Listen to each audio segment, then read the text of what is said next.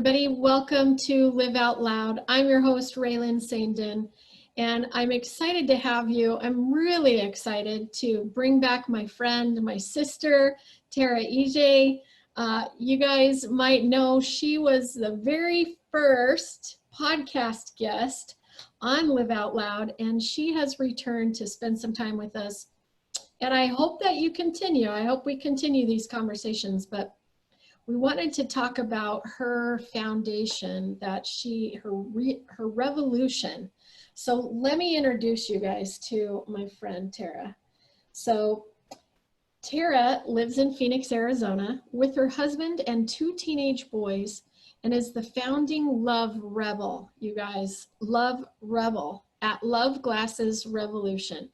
You will find her sporting her heart-shaped sunglasses and incessantly advocating for love, reminding herself and others that there is always a choice in how we show up. Tara believes love is an action word, and that means getting involved, helping to lift your community, and she considers herself a love activist. Welcome to the show, my friend. Thank you. I love that. Thank you. Yeah. It's so good to finally have you here. Tell us a little bit about how Love Glasses Revolution found its birthing through you. That's a good one. So I like the way you put that. Mm-hmm. Yeah, I mean, as we talked, I converted to Islam a long time ago, and I feel like I played small. About 20 years now, I guess. My God, it's hard to believe, isn't it? Wow, yeah. Yeah. And so I just, it was a long journey, but interesting. In 2016, 2015, actually, like right before the election stuff, is when I feel like there was a whole new surge of crazy, in my opinion. Yes. And there was many reasons for that. There was literally the San Bernardino shooting, the Pulse shooting. Yeah. So there were those things that, had put Muslims on the radar in a bad way. And at the same time, it was the election season. So that's where you get to where they were, doing, there was a lot of rhetoric happening. Mm-hmm. But it had taken kind of a crazy escalation, because even during this time, they were talking about different things, and the hate crimes were going up 67%. I remember that number so specifically. Yeah. And my Facebook feed was full of fear. Yeah. I had a lot of Muslims, and they were sharing everything that, all the crazy stuff they would share. And so I really went into this very dark downward spiral, where I felt like I can't get out of the house. I mean, I can't leave. I mean, people are going to hurt me, or they're going to hurt kids. Like, what's going on out there? And I had friends that had really great intentions, but were calling me up to ask me, can I take you to the store, and can I take you to the bank? Oh, yeah. And so it just really, like, oh my God, right? Yeah. So I would say that the real catalyst happened when I went to California, the final catalyst, I should say. And I was with my mom and my sister, and we were going through a hotel. We're going to the breakfast buffet, and TV was blaring, and it was saying, what are we going to do with the American Muslims? Are we going to round them up? Are we going to put them in internment camps? What are we going to do with them? And I just felt like, wow. I looked around, and everybody is just kind of looking at me. And I just thought, like, I'm here for the French toast. Right. Right? So I just finished that day, and we went and did our thing, but it was just so heavy on my heart. And I went home and cried, like, to my baby brother for like 2 hours. Yeah. Who didn't know what to do or say. Yeah. But he sent me a meme. And it was a little guinea pig with heart-shaped glasses, and it said, I can't see haters with my love glasses on. And like, it was one of those crazy, like, laugh cry moments. Yeah. And that guinea pig, I wanted to be like the guinea pig. I wanted to put my love glasses on and not, just show up no matter what, my way.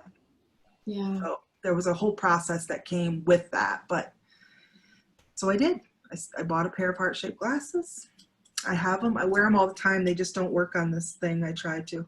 Right. See them? They're cute. Yeah. Yes. I have so many styles, but they don't, you'll always see me like this wearing them. But anyway, Right. and when I went out into the world like Sprouts, that was my first venture, Sprouts. I'll never forget it. The lady circled the produce aisle twice, and where, you know, I was like, what is she going to say to me? What is she going to say? Like, oh my God, I'm ready. I'm ready. She came up, she said, I love your heart-shaped glasses. Oh, wow. Oh, that's catching me. Unexpected, right? Right. And I said, I Wow. remember being a little defiant, like, Yeah. those are my love glasses. And she said, Yeah. and I choose to see the world with love. And she said, well, I love those. Where can I get some of those? And Wow. and that's really, we had these conversation, Yeah. and it was no longer like who I was or who she was. Right. It was these heart to heart, soul to soul connections Yeah. that only escalated higher because you're talking about love, right? Yes. And they always ended with like a hug. This was pre-COVID, of course.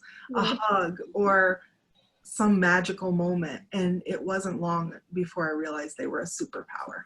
And that's really where the idea began. Wow. And so then you,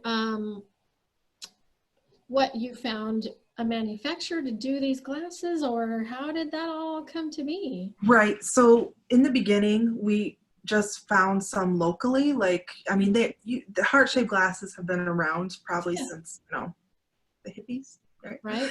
And Right. yeah, and so I was able to find people that sell them here, and so my husband purchased them in bulk for me, and then I made these little pledge cards. And when I found someone that I connected with, I was so excited to be like, thank you for just, you know, like being amazing in the world, and here, these are for you kind of thing. And I would give them away. And they were the most magical moments of my life for sure. But it didn't take long before we realized we couldn't financially, you know, independently finance love in the world, right? Right. Right. So Right. that's 7 billion people. That's a Yeah. lot of math and money. Yeah. Yeah. So then we had to start outsourcing and doing different things. And we found companies, and we started, my husband actually designs a lot of them. So Wow. yeah, he loves to do them. So now they have our logo, and I don't know if you can, Nice. yeah, it's hard to see, but Nice. Oh, and I love that. yeah, Yeah. we just want to make, you know, the world a better place. Well, I think you guys are doing that. You know, the way that I connected with you, like we talked in the first episode, you know, was through a mutual friend that we have, and I just was so intrigued by what you're doing. And talk to us a little bit about how you are taking those actionable steps within our community. For those of you listening, we both live in Arizona. We're both in locales that are very close to each other and in the Phoenix metro area, if you will. So I want to kind of invite you to talk about your community involvement and outreach, and how that is for you as an individual, but also how it's morphed into what Love Glasses Revolution has kind of opened up for you. I think that I should start with the fact that I didn't even know that I was missing from the community. You know, I didn't think they were missing from me. I didn't think there was anything to miss, you know. Let me rephrase, like, the first thing that I ever showed up for was the Women's March, 2016. Okay. Now, you have to remember that I had been coming from a place of living in total fear. Yeah. And then I put on a pair of heart-shaped glasses, which I pretty much assumed everyone would think I was a Fruit Loop, you know, and like just ridiculous. But I had to do it because, like, it was, you know, basically if someone was mean to me, I'd be ready was Sure. something to say. Can't see haters with my love glasses on. Like I felt all excited that I could have a line. That was me. Right. That's my way, right? Right. Soft and gentle, but it was still pushback. So when I saw all of this happen with the Women's March and people were showing up and there was so much anger and there was so much rage, and mine wasn't exactly that. Mine was coming like off of the fear, like and should I show up? Do I matter? You know, mine is there. I'm there. That's where I'm at. So I decided to buy this 12-foot banner. I mean, that thing was huge. And all it said was love for all. That was it. Wow. And so I went to this march with my banner and my bestie. And I'm like, well, you get one end, I'll get the other. See you later. And the people that started to show up and hold the banner with us were so diverse and so embracing. And then people were like, I remember one lady came up and ran up and hugged. She's like, where have you been? But we don't know each other. So she just means me, I think me in the scarf, you know? And people wanted to take pictures and they wanted to hug us. And we ended up going around that loop there on Washington twice. Wow. Because they just kept pushing us around. And I think that was the first time that I recognized that I belonged there. Yeah. Yep.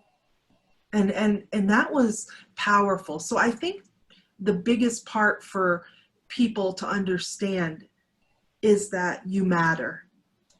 Not one of us is insignificant. Yep. Even if you can't see how you fit in the puzzle, how you fit in the community, you do. You are part of this fabric and this makeup. Like you staying home doesn't mean you don't have a voice and you don't belong, or you know what I mean? Like just because you haven't been active doesn't mean you can't get active, and you will find your way. I never expected this to be where I am today, especially because of this, you know, glasses. I don't know where I'm showing them, but you know, it was the catalyst. And so, you know, what happened is we started going out to more things, more events. I met more people. Hey, come to this, come to this. And I remember sitting, one of the most powerful things that I remember is sitting at a transgender awareness night. Mm-hmm. And the panel was up on the front and I was in the front row, and everything that they said, I mean, they could have swapped me for them telling their stories. Yeah. And I'm like, wow, you know, like you just feel like you have nothing to connect with, and that's just not true. Yeah. Everybody, each one of us. Well, and, you know, love, if we let it in, right? And if we allow it to do that transformative work, is the great equalizer of everything, right? Yes. What I noticed too, when you were sharing your story, even about how Love Glasses Revolution came to be, my awareness was when you bought the heart-shaped glasses and put them on, that was a moment of, from my viewpoint of it, a moment of great power that you embodied in that minute. Is that true for you, and can you speak to that? Yeah, it actually, it'll bring up tears every time when I get the chills or something. I'm crazy that way. No, I'm the same way, sister. Yeah, it really does, because it was this moment of power is exactly what it was. It was the moment that I understood that I have a choice, that life is not happening to me, that I cannot control what's happening in the world out there. Yeah. I can control my reaction to it. And that is where the power lies. Yeah. And it was just this great understanding that I'm not a victim to the world, you know, and I'll often say, I don't know if I can say it here, but I'll say it anyway. You can. I went from a place of victim to badasses with love glasses. Right. I love that. Badasses with love glasses. Yeah. I I, love that. yeah, we have some shirts even on our side. Like, I'm just all about, like, now that I found it and now that I understood the power of it, Yeah. my goal is helping others to understand their power as well, even though I'm still continuing to learn mine. Right. But I know it's there in all of us. I love too that something just as simple, and we talk about this in changing perspective, right? And the metaphor is, shifting your lens or, putting on a new lens or things like that, right? And so we talk about that from the visual perspective and that those visual um, stories and metaphors. And it literally took you putting on new glasses, Yes. right? In the shape of what our society represents as love, as the source of love, for you then to see the world in a new way in that instant, in that moment, in awareness. And it transformed your energy, even how you were showing up, how you were seeing the world versus that moment before you put those on, you were still in that fear, right? And that fragility Yes. space.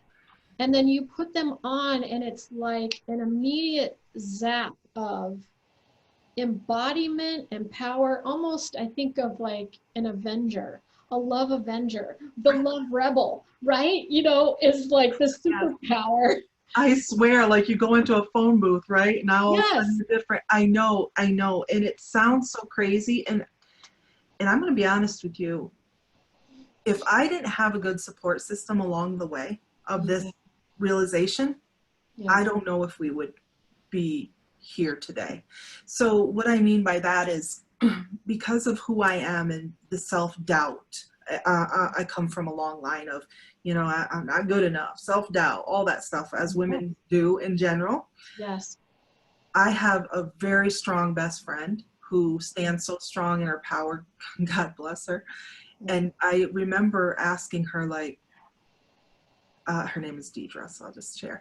I'm like, isn't this the craziest idea ever? Like, putting on glasses and, like, people are going to think I'm ridiculous. Like, isn't that crazy? And she said, yeah, all the greatest ideas in the world are crazy. And she said, and she said that I remember her saying, like, so this is so you, be you. Yeah. Wow. And in permission, like, she gave me permission to be my brand of crazy, and that's what I call it now. I'm like, Yeah. come join my brand of crazy, because what Right. aren't we all a little bit? Yes, we are. Yes. But what I love too is how you showed up with your banner, at this event that is highly emotionally charged and rightfully so, with everybody all up in their feels about it, right? Right. And the banner, you just held this banner. I'm assuming it was Deidre with you, It yes? was Deidre with Yep. me and You and several Deidre, others. right? On either end, and you're just holding this banner and you let the banner speak. The banner spoke, the banner emanated out that love energy. And that's the power that love holds, because then it began to soften the people around you. And everyone was coming to assist you guys and help you carry that message. And it was literally a carrying of that message, wasn't it? Yes, and it was Yeah. intoxicating Yeah. because I had never felt so much, it'd been a while, Yeah. right? Like, since I had felt, you just went from this fear and the scare and then this, and then you go out and then it's like a virtual hug any which way you turn. Yeah. And people were just so kind and receptive, and I just needed, it was kind of an intoxicating power and a kind of intoxicating love. Like, I'm like, I need more of this kind of love, Right. and not that it, I just, it was such a void for a minute. that I think it just filled it right back up. And I'm like, okay, now what do I do? Where do I go? Who do I help? How can I help someone else, you know? And But I love that. That response is so indicative too of, you know, of those that are the natural helpers and the natural givers, and those who, you know, want to and see the importance of healing in the world. And for you to come from the stark contrast of the messaging of the world is, especially in the context, you know, was Muslims are to be feared.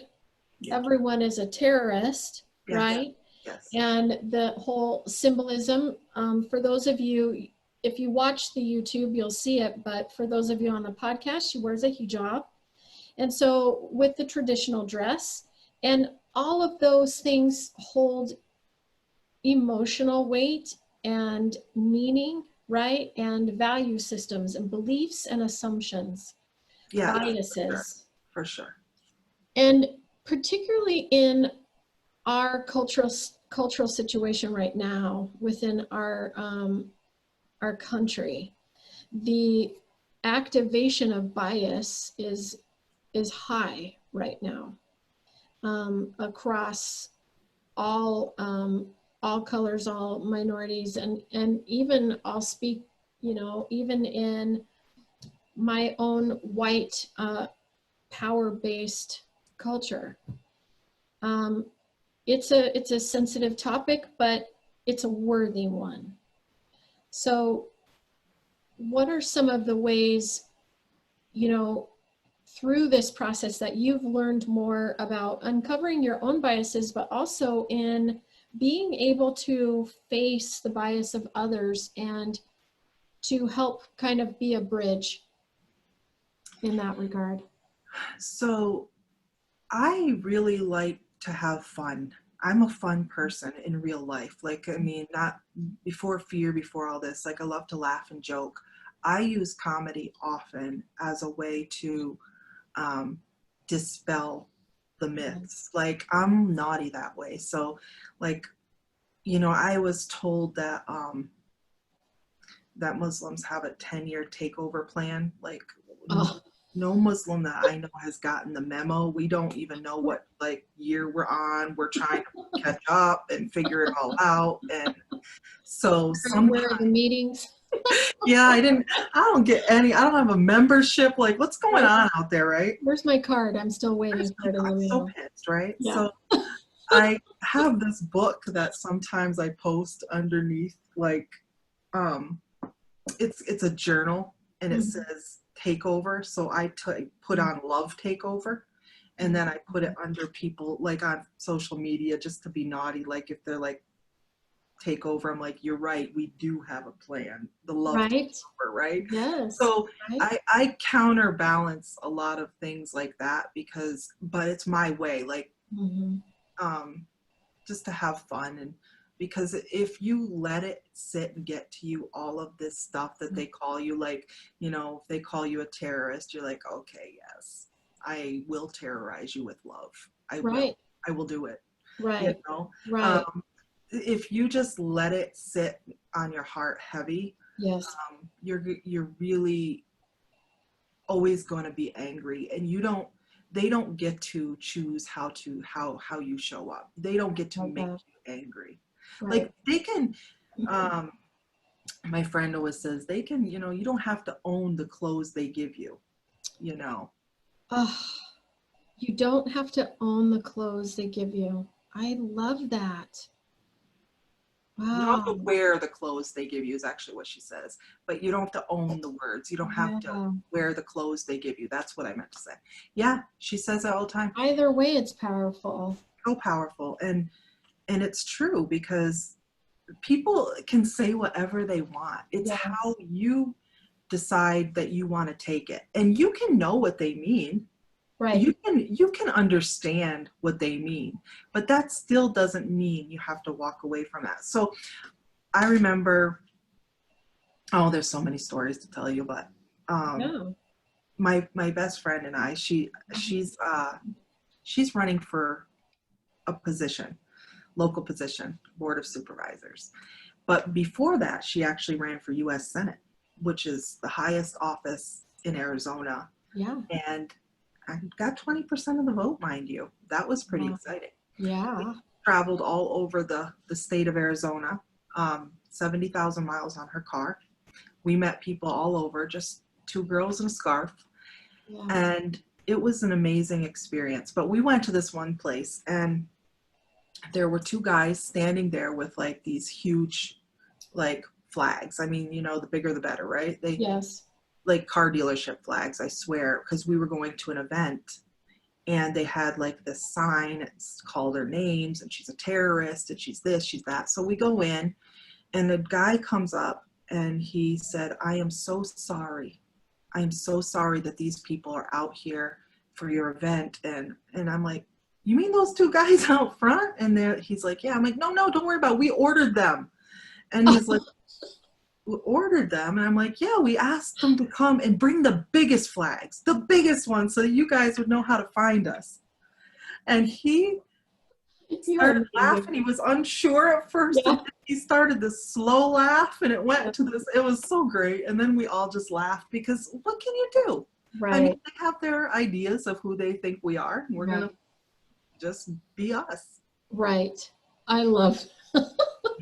So, you know, And it just was just, that's how I dispel. Like, we just have fun. two girls in a scarf. I just want to say that sounds like either a book, a movie, or a podcast. Just throwing that out there. Two girls in a scarf. Nudge, nudge. That's awesome. I wrote that down. Oh, so you talk about how this has also, because, you know, we've talked offline, you weren't naturally, and, you know, a change maker necessarily, or someone who, you know, kind of was promoting and putting herself in areas to be noticed and all of that. So stepping forward in this way and having love really transform you from the inside out, and then showing up in this new way, how have you become that love rebel, and what are some of the actions that you've taken, and the activism toward love, and in other areas that you have pursued? It didn't take me long to realize that I didn't want my version of showing up in the world with love to be what I'd say a fluffy version. And what I feel is fluffy is, and I'm not picking on people at all, but you know, there's a lot of love and light, love and light, love and light. And yes, we need all the love and light, but sign a petition or two is how I feel about that. You know, I love and light and sign a petition or two, because we live in these earthly bodies, right? And so our existence is here on earth, living and working together. And I can't help but think of anything, like there's nothing more divine than being in service of others who are oppressed or suffering or having a hard time. And just because it doesn't affect us, and even me, being a Muslim, I'm still a Muslim white woman, haven't had the experiences of some of my Black brothers and sisters and what all that they're going through. And I'm having to learn all of that now. Like, you know, I even thought for a while maybe I did have some similar experiences, you know, and I did have some things that were different, but not the same things. So we don't know what we don't know, you know, and so this is a lifetime learning process, and that's okay. As long as we're moving forward, as long as we're asking questions, we're willing to be wrong, we're willing to be vulnerable. And what do we need? I think so the process has been interesting, trying to understand my role. Who am I in the group of we is really what it is. I love that. It's very simple. Boy, man, you're dropping some big bombs here, some big truth bombs. Who am I in the group of we? Yeah, So yeah. who is Tara in the group of we? In the group of we, well, one thing I have done since um, founding, Love Glasses Revolution and everything, and helping, okay, yes, we're out spreading love in the world, but if we want to be very, very realistic, it starts with us. So Yes. I once heard a Muslim scholar, and I can't remember his name, but I remember him saying, you should learn everything about yourself because Mhm. you are the closest one to God. And you could put God, source, universe, whatever you want to put, all inclusive here. Mhm. And so, but you are the closest one to that creation. Wow. So if you learn about yourself, Yeah. then you understand who you are, how you show up, the things that trigger you, the things that upset you, and you can find workarounds in all of those things. Yeah. So if you have a certain awareness of your strengths and abilities, your weaknesses, then you can learn to navigate your life a little bit better. So I think that when I learned that, like for example, I learned I'm a straight up ENFP. Is that the Yeah. right letters? Yes. Yes. So Hmm. perceptive, and it basically like cheerleader for humanity. It Yeah. started to make sense. I'm like, okay. So I think that was always a natural thing, that when I see something good, when I feel something good, like I have to share the good in the world. Mm-hmm. But I also have a tendency um, to go into a dark place if I'm not myself in a good place. Do you know what I mean? I Yes, have I to be aware do. of that. I have to Yeah. turn off the news sometimes. Yes. Not because I don't care, not because I don't know it's there, but because I do. Right.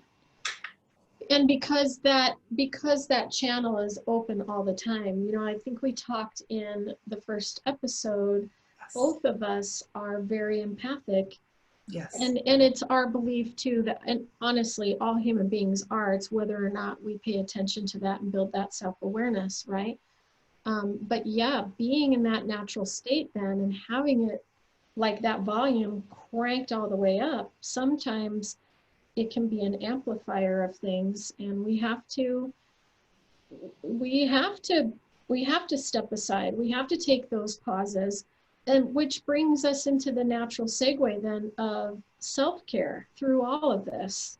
What are some of the things that you've noticed, maybe a contrasting experience of when you have reached critical mass, right? And then you just kind of hit a wall, or you catch yourself before that point, and how do you handle that part of you that is so passionate to share this mission and message and take aligned action for others and in service to others, but also for yourself, and then balance that with stepping back and tapping out for a moment or however long that is and says, I got to recharge. I think it's important to know that we can't do all of the things all of the time. And I think that people that are feeling and compassionate people, like they want to do everything all of the time at the same time, Yeah. all of the things, Yeah, all of the things. Yeah. all of the things. Yeah. And you have to be gentle on yourself. If you can't march, maybe give money at this time. If you can't give money, maybe you can make phone calls for a campaign or something that you believe in, or you have to be aware and alert of what's going on in your community. And we get so focused on the top, we get so focused on what's going on in the bigger levels and the higher levels, and you absolutely cannot do anything about it, not at this moment. So what about if we focused on the people that are close in the local elections that are actually making a difference in your life every day, whether you realize it or not? Right. Focus there and see how you can be involved. I mean, I've seen so many people from that Women's March time that are now friends or colleagues or that have run for election. that Yeah. are, Wow. they were never what you'd call political, and Right. now they're running for something because Yeah. they believe in something. And that's, of course, like my best friend, she does. And, Yeah. but that's just one, way of showing up. You can be a support system. You can, Mm. um, you know, I mean, of course, you can just be aware Yeah. of being kind every day. And what does that look like? Yeah. And, but I think you have to take care of yourself, because you won't show up at all if you're not feeling. Right. And if you show up, but then you show up in a negative way, or you show up out of hopelessness or despair, I don't know if you're doing much good there either. Right. Right. That's the notion of, you know, centering, right? Becoming you're the walking wounded, and then you're bleeding out, and other people have to tend to you, whereas your intention is to be there for other people. So that's where, like you said before, it's so important. Your mentor had said we have to become so intimately involved and in relationship to ourselves to know what our triggers are, to know Yes. where an extra layer of healing needs to happen, and to give ourselves that space of doing that inner work, right? And tending to our own healing needs so that we can and have the emotional wherewithal and energy to hold space for other people, and to be to not be that bleeding or walking wounded, so that when we're around people of other religions or nationalities or color and minorities, our emotions don't then become theirs to fix. Right. Yeah. And don't become that which you hate. Yes. Right. I mean, Right. all Or the create anger. further harm. Right. All the Yeah. anger, all the rage, all the this, all the that. I mean, be careful, because it's, you have to, you can become this thing that Mhm. you don't like, and that Right. people don't like, and you're not doing good from that place, Yeah. and Yeah. it's such a, I mean, there's really, it's hard to be a right or a wrong answer. I can just tell you how I try to navigate this space, and Yeah. it's trying to meet people where they're at, and try, listening, a lot of listening, trying Mhm. to understand and seeing how they do things. But You mentioned that before we started. You talked about uh, you had the awareness of listening to, what did you put it? Listening to hear, right?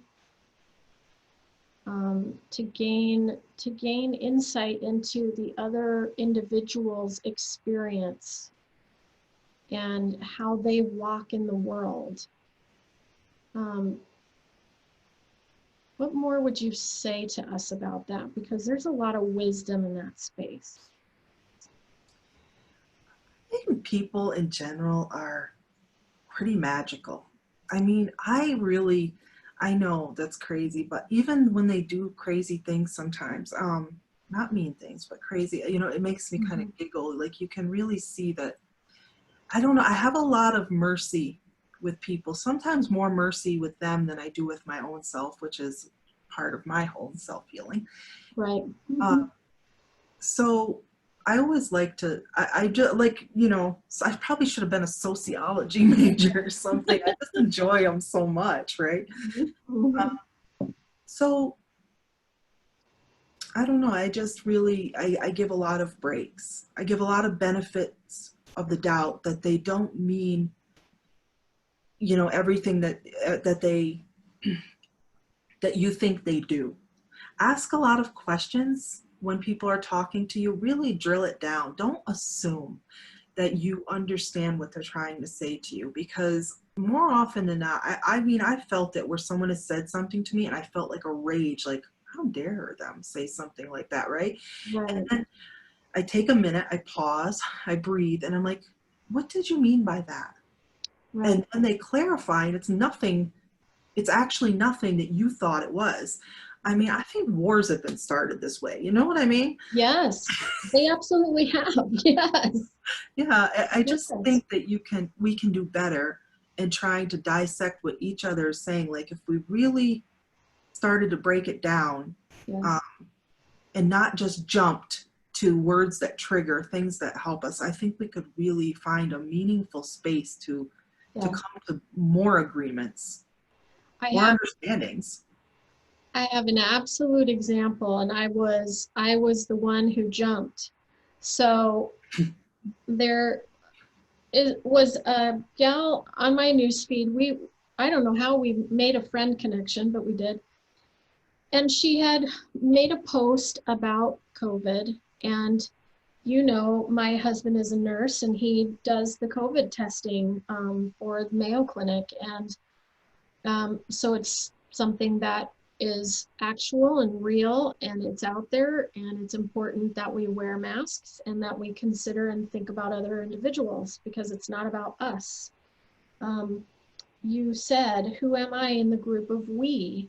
So everybody, we're all connected. So her post was about these cards, these fictitious cards that people want to print out based upon this fictitious government agency. It has the ADA logo on there and the acronym, and then it's got this FTBA agency that does not exist. It's not real. And it's all about, here's my card to show you that I don't have to wear a mask because I've got blah, blah, blah, blah, blah, blah. I've seen this actually. Yes. And I said to her, I simply was asking a question and I said, hey, who is this agency? What department of the government is over it, and where can you point me to their website? With the expressed intent to go, hello, check facts.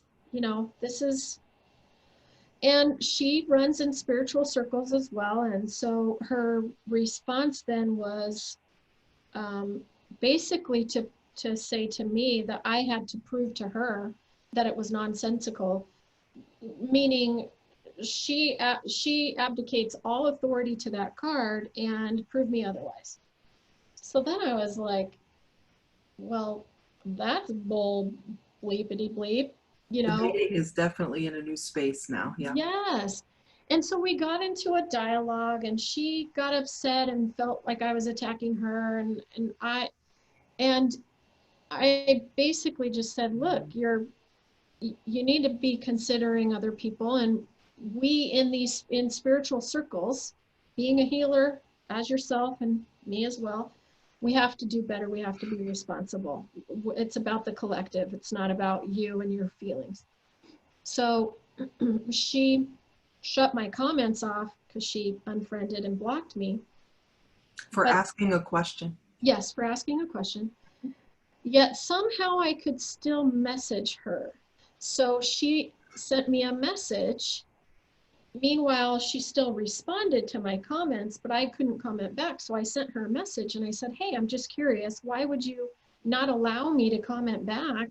I thought we were having a discussion, but yet you call me out of my name. And she attacked me personally. I said, you call me out of my name and then I can't respond.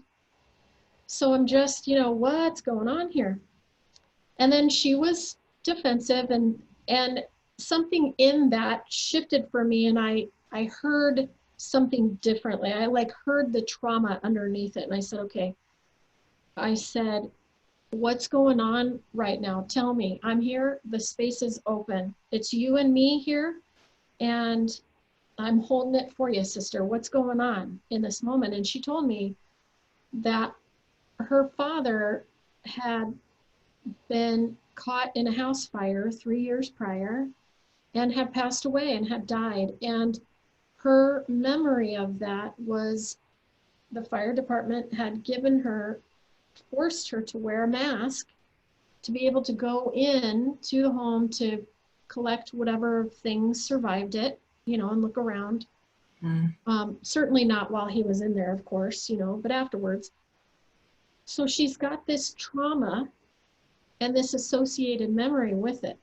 And so the mask is this constriction, this loss, this grief, this disempowerment for her. And then I was like, going to help, and no facts were going to help that. No facts were going to help it at all. But here's what happened.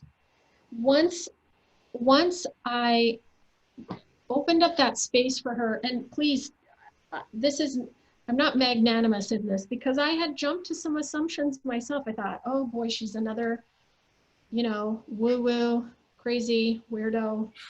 It doesn't exist, and the 5D is coming to get you, and all of this stuff. And caveat, if you're listening and you're one of those, let's talk offline. Anyway.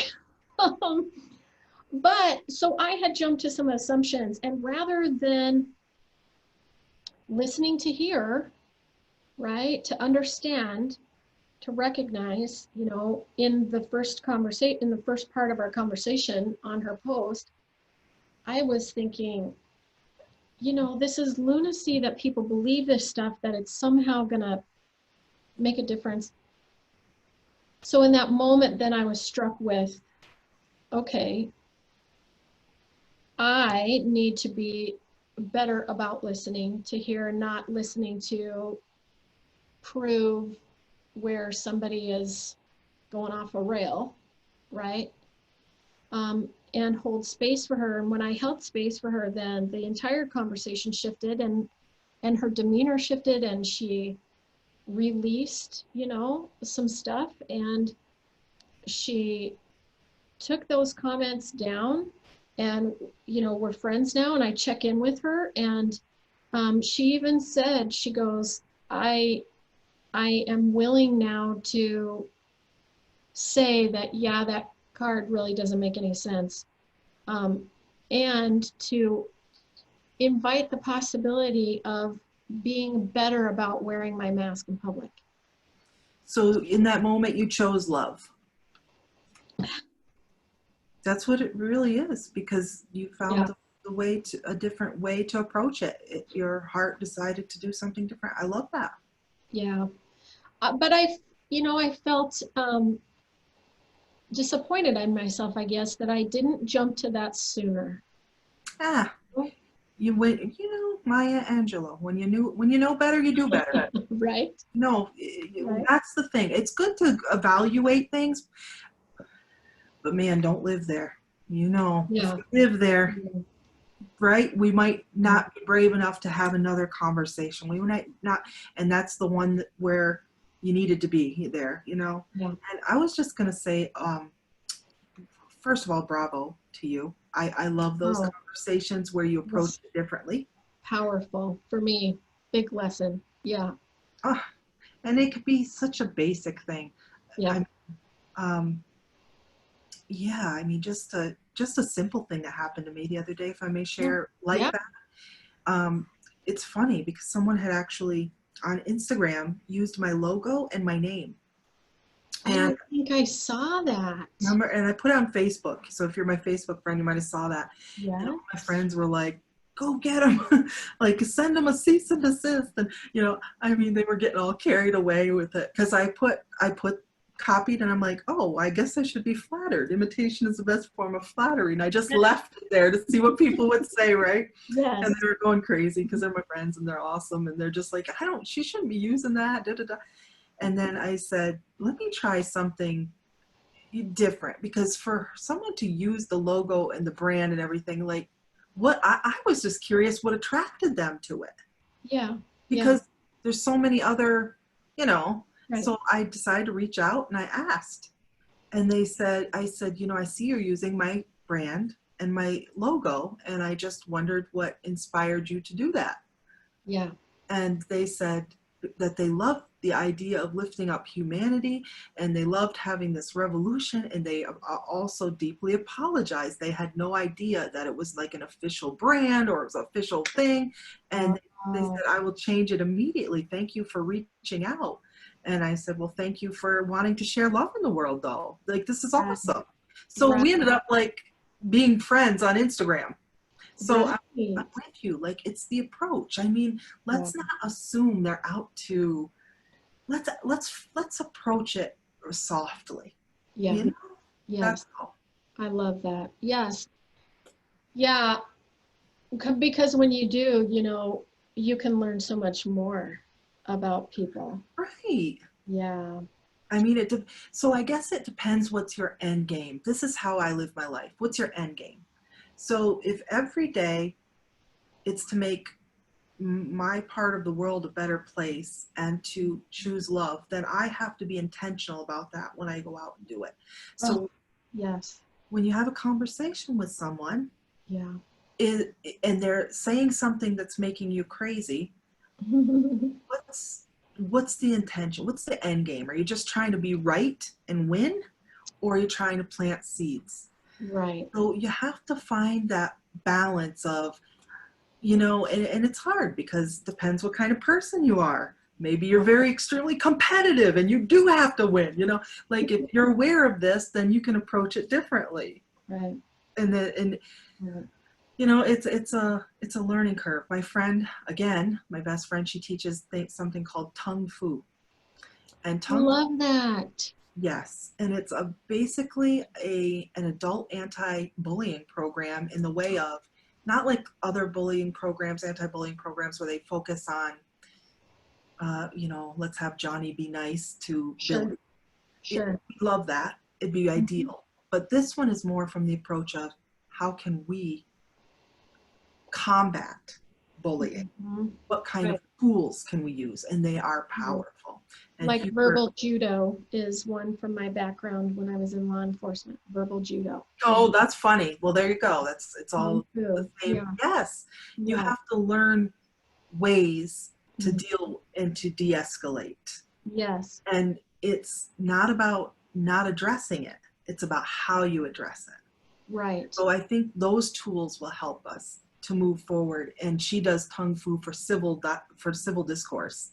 So hers is all about using words and tools to Mhm. de-escalate and online bullying and social media and stuff like this. So we just have to learn and teach ourselves, I think, how to be better at this, Yeah. and understand the power of the words that we use. Yes. Because words do matter. I mean, they matter and they hold meaning, but there are some, even some that are, words of collective shared meaning still have nuances Yes. depending upon who's looking at it. Like you putting the heart-shaped glasses on, for example, right? Yes. I mean, because all of that shifts. And so I love how you encouraged us to begin with to ask questions, then build that curiosity, that awareness to say, hold on, time out. You said this. Help me understand what these words right here, what that context is and what's behind it. Yeah. Yeah, especially if it enrages you. Yes, right. It, if you feel it like it's one of your triggers, if you will, because we all have triggers. We all have something that, someone says something, it makes you feel stupid, or you feel like, Right. you're a strong feminist and they're, treading on that. I mean, you Right. all have something. So if we all have something. So if we're aware of those things, Right. I mean, then we can handle them in a much more loving and a way that will actually maybe end up in Mhm. something better than with the way we found it. And I think Yeah. that's what I live for. I like to look for those opportunities to shift people's mindsets or Yes. thoughts of who they think we are. Hmm. Well, and I love how you are so open about being intentional about it. there has to be that level of consciousness about it, right? And Yes. that motivation of it. So you were talking earlier too about action steps. What are some of the action steps that you would encourage us and those listening to take in the current temperature of the world today? There's a lot that can be done, in my opinion, and take it one bite at a time, but just keep moving. So one is learn who your elected officials are and get involved in a process in some way. Be part of that. And I just want to take a separate side note. When you were talking about conspiracy theories, I think the biggest thing that bothers me about all the conspiracy theories out there is like, okay, if all this stuff is out there and there's, this is taken over, that's taken over, there's this thing, there's that thing, there's shadow governments, there's this, there's that. Right. I think it makes it awfully easy for people to just throw up their hands in despair. Yes. And almost just remove themselves from the situation, because what can I do? I mean, you got a shadow government taking over the world, my vote won't matter. Right. This is what I feel like the point of this stuff really is. And I'm not saying there's not things out there. There's definitely been things that have happened. Mm-hmm. But don't let that take away your accountability. Amen. Of the I and we. And that's all I can say. Be in this society. Be aware of what's going on with your neighbors, your friends, your community, your HOA, your brothers and sisters. Yes. Don't cop out and say we can't do anything, because apathy is a very dangerous place to be. Apathy is the opposite of love. It is. Absolutely. It's not hate, it's indifference, apathy. Okay. You're exactly right. Right, yeah. So, and then in a separate regard, I think one of the big things with the Black Lives Matter movement and all of this stuff, which is just really gaining such amazing momentum, to try to include a whole race of people who have not felt included. Read some of the things out there. And what I'm hearing from our Black community is, by the way, a lot of our Black community is saying, don't use people of color, POC, use Black. They're Black and proud. This is the I'm getting. But they read books by Black activists, Black writers, Black, and really understand what's going on. And just at least be in the know, even if you don't know what to do, and recognize that you're going to make mistakes, and that's okay. Right. Move on and try to do better. So I think these are things that, like, that's where I'm at. I'm only telling you because that's the things that I'm doing. Right. I wouldn't tell you something I wouldn't do. Right. And I guess lastly is be aware of all your, we're very stressed out people right now. We have a pandemic. We have 2 pandemics or 3, racism and COVID, and people are stressed and they're not in a normal headspace. Yes. So be patient. Give benefits of the doubt, I think, a lot more. And this is how and even with yourself, by the way. So I just think we have to keep moving one step in front of the other with all of these things and recognize there are these problems. Yeah. That's the first step, in my opinion. Recognize they are out there. Yeah. You just reminded me too of, with the backdrop of all of this going on, and not normally being in that authentic headspace, in that space of love and generosity and understanding and kindness.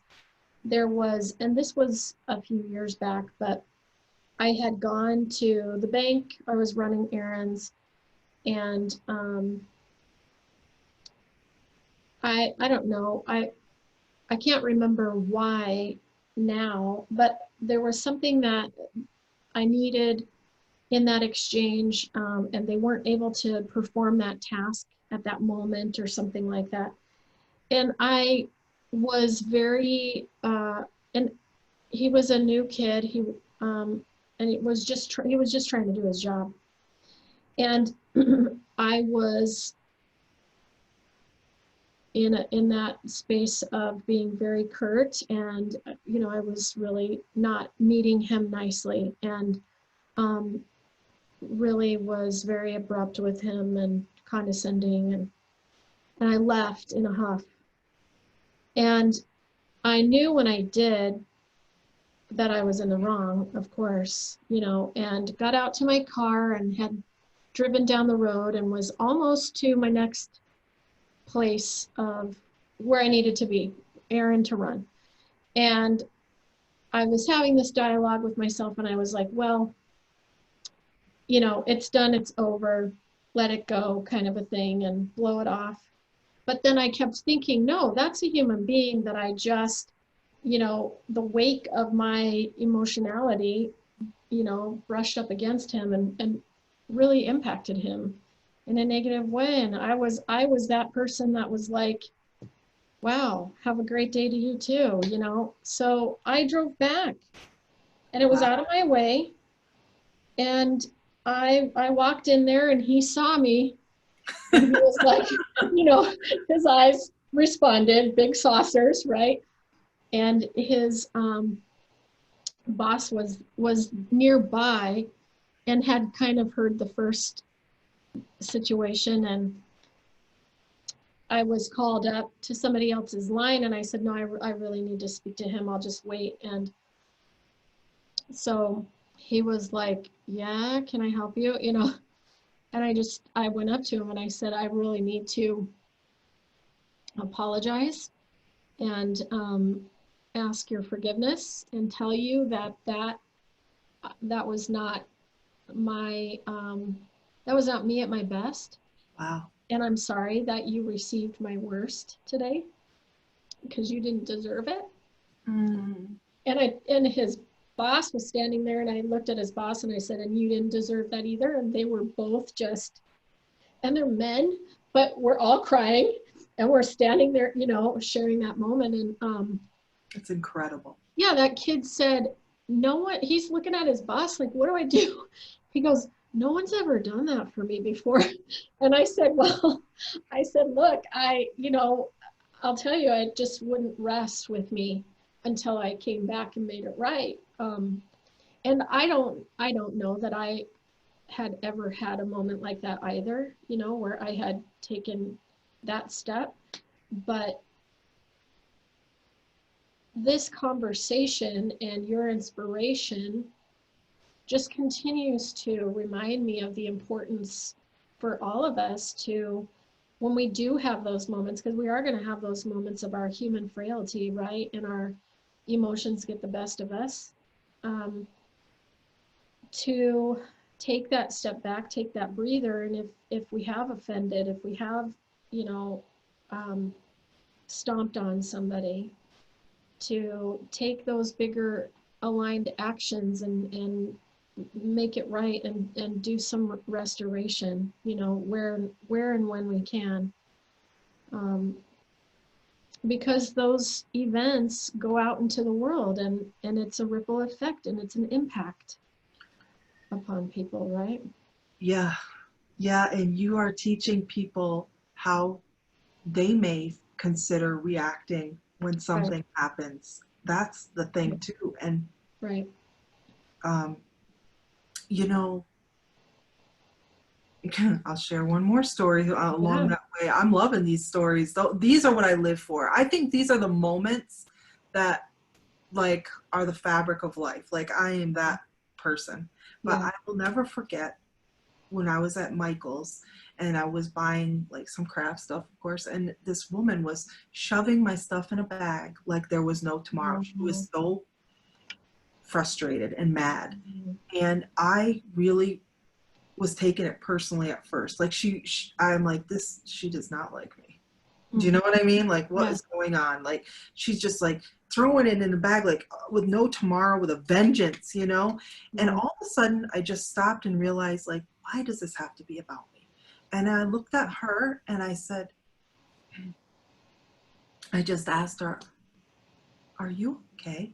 Right. And all of a sudden she stopped and she just looked at me and like had the awareness that she was doing what she was doing. Mm-hmm. And she started to cry. Yeah. And she told me she is so sorry that she had some really bad news before she came out and blah, blah, blah. And she, you know, Oh, I asked her if she wanted a hug. Actually, we hugged over the thing. Like, right. it was insane. Yeah. All from taking and disrupting, Yeah. disrupt the process Yep. with love. I love that. That is love, rebellion, and action. Yes! Be Just a love rebel. By the way, that's what we say. We rebel against the hate and the negativity. Love I rebel. love it. Yeah, and rebellion is disruption. Yes. Disrupt it. Disrupt it. Wow. Yeah, and what an amazing gift for her. And and For me. even in those moments when we're out of line, like you said, when we even in those moments, if we will just be vulnerable and open to admit that, that's a powerful moment of awareness and of teaching for everyone involved too. And wow, what a gift you gave to her. Well, And and I could see myself, I mean, the alternative was that what? I let her be mad and throw my stuff in and walk out the door assuming she was mad at me. That right, would have been what it was. And I was way too curious of a person right. because I had to know, like, I don't think this is about me. And, Yeah. and if it's not about me, then it's about her, you know? I don't know. It's just my process of how it was at the moment. But Well, I try to understand people. and like you said earlier, so many wars, right, and tips and family relationships are broken up and all of that based upon assumptions. And not everything is about us. Not every energetic exchange is about us, Yes, even though and we're there, right? even though we're there. Yeah. Not our world and they all live in it, but And how can we be a witness to that space that that other individual, that other human being in front of us is in? how will we show up? I love it. My friend, you have a book that Yeah. you're writing, that you're collaborating, and I have the honor of being a tiny part of it. Yay. Isn't it exciting? Yes. Yes. Tell us about it. Yeah, it's the idea was in these times when it does seem like, you know, in the balance of life, there's a lot of negativity and hate. You know, that's the leaning. Yeah. I wanted to ask people to give me their idea of what love is, their way. I mean, I really didn't give them any other prompt other than tell us about love. Yeah. So we asked a lot of people, you know, we put it out there and people just flocked to the project. We had a couple people that did have to drop out. They said they could not get their heads in the space. Mm-hmm. Yeah. And a couple more, I was able to kind of ask them a few questions that to let them understand that maybe this is the perfect space, you know? And Ah, yeah. so they ended up, I mean, and their stories are magical. Like I get to read some of them on the other end. I can't And wait. I know I can't believe this epic book that we're coming out with, that in 2020 we have these stories of love, hope, and inspiration inside of this crazy, you know, Pandemic. yes, Yes, right. yes. And I think so it's going to come out if we time everything right before elections. Awesome. So that's definitely going to be a crazy and contentious time, right? So we're Yes. very excited about it. I'm excited. Do we have a final title for the book yet? I have some ideas, but I wanna hold off because Okay. yes, it's let's call it the love book right now, The but love book. it's Perfect. untitled. For a reason, yeah. Yeah.